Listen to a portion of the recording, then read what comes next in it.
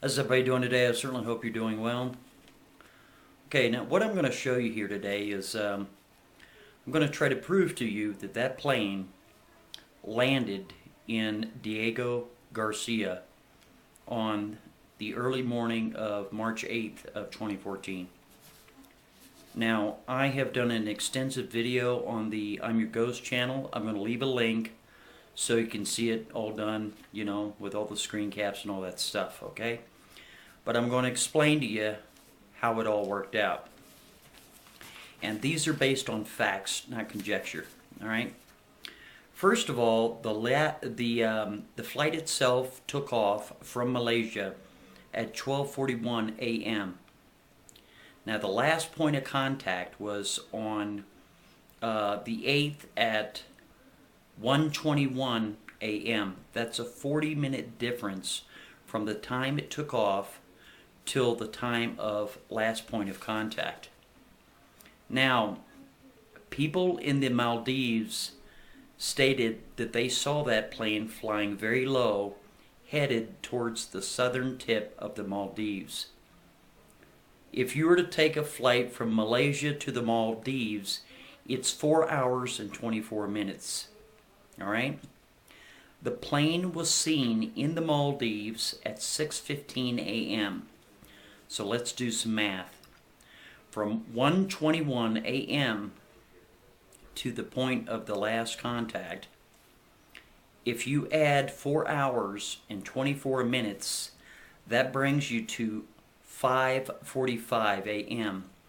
But you see, you have to add 40 minutes to that because they were 40 minutes out from the point of which they took off until the last known point of contact, which will bring you to 6:25 a.m.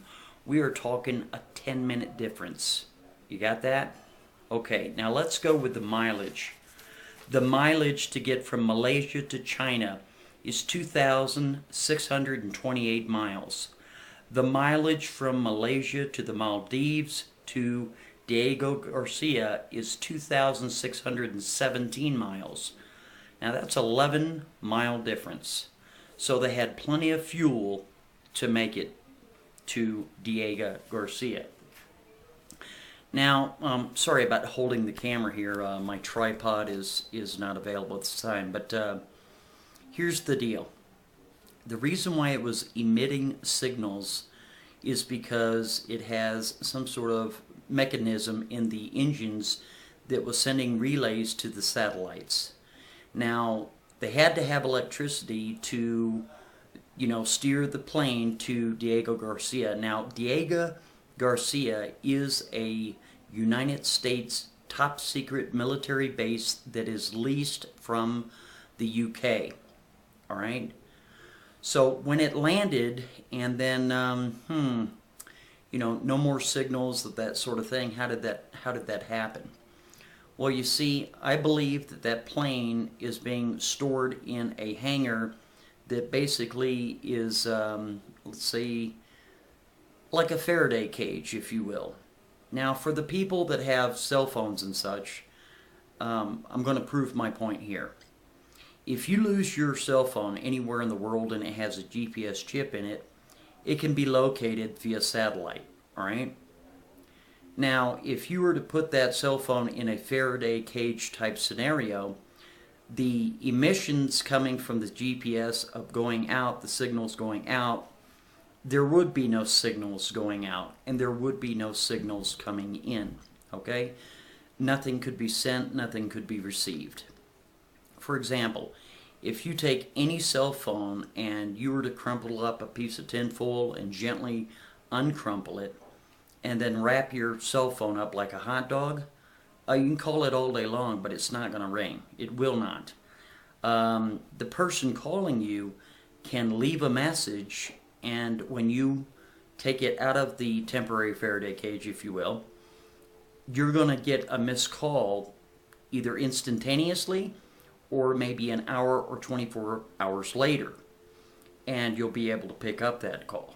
But while it's in there, you can't receive any calls and you can't make any calls because now the signaling has been temporarily, interrupted by that mechanism. Now, a lot of people are suggesting that, the plane it landed in Pakistan and all that nonsense. No, I'm not buying that. The reason why is when a plane is going to land at any given airport anywhere in the world, it has to have clearance to land from the tower. So that country would know that that plane was to land, and of course the cat would be out of the bag.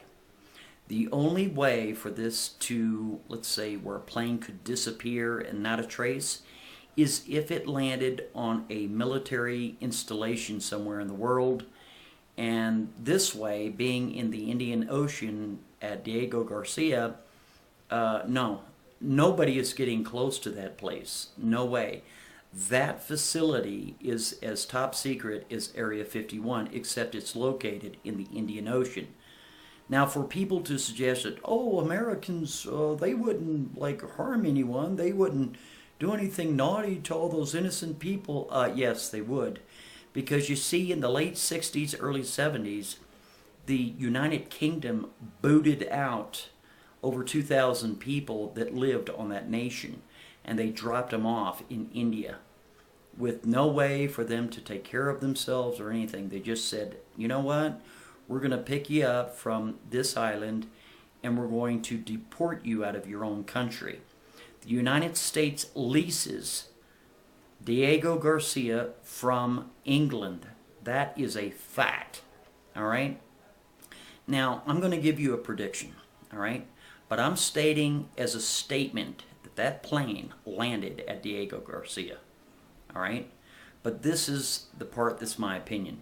It is my opinion that that plane will be at a later date relaunched and reflown into the air and then slammed back into the ocean, and everybody will have a big hoo-hoo dance and say, oh, well, we must have missed it and we found it and all this stuff. But guess what? You're not going to find any passengers. I don't believe that you will. And the reason why is because they will use this time that has gone by to state that's why you're not going to find any passengers. You know what I'm saying? So anyway, again, if you want to see the video on the I'm Your Ghost channel, I'm going to leave you a link so you can see it down to the last detail. I'm Montagraph, and if you can't speak freely, you are simply not free. Have a good one.